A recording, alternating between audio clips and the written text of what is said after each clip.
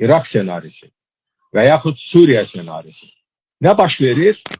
Mən sizə deyə bilərəm nə baş verəcək. Gətirib bütün o baş kəsən cihadçıları, Kürt terrorçularını, digər terrorçuları tökəcəklər İrana. Sual olunur, bundan biz və bizim xalqımız nə əldə edəcəkdir? Suriya xalqı nə əldə etdisə onu, İraq xalqı nə əldə etdisə onu. Bugün Azərbaycan müharibənin sərhəddindədir. Daha dəqiq desək, müharibə Azərbaycanın sərhəddindədir.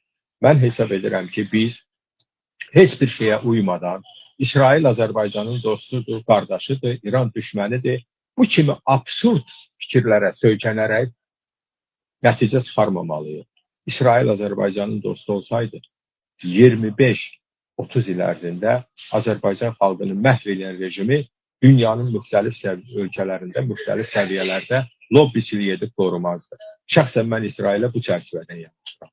Qaldı müharibədə Azərbaycana dəstəyinə, İsrail Azərbaycana silah satıb bulundu. Azərbaycan Türkiyənin dəstəyi sayəsində qalib gəldi. Vəssalam. Bunun ikinci bir iddiası ola bilməz. Diqqət yetirin. Bugün həmin hansı tezisdən istifadə olunur? Vaxtilə hələ antiterror əməliyyatı olmamış Qarabağda Azərbaycanı inandırmağa çalışırdılar ki, Rusiyanın razılığıyla bizim torpaqlar işğaldan azad oldu. Rusiya rəğbət yaratma bir kampaniyası gedirdi. Bugün həmin tezisdən məhz İsrailin cinayətkar əməllərinə bəraət qazandırmaq üçün istifadə olunur. İsrail bizim tərəfdaşımızdır. Mən arzu edirəm ki, o tərəfdaş ölkə keyfiyyətində olsun. Amma cinayətkar Netanyahu rejimi ilə bu mümkün deyil.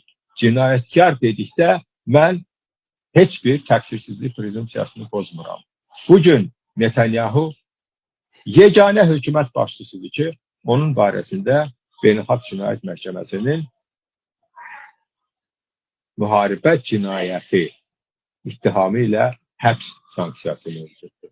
Netanyahu hökumətini soyqırımda ittiham edirlər. Bu dəhşətli bir faktdır.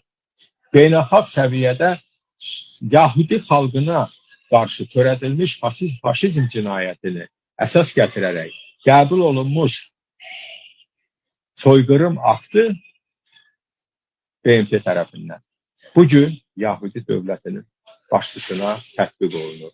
Bu da tarixin bir ironiyasıdır. Diqqətinizə görə təşəkkür edirəm.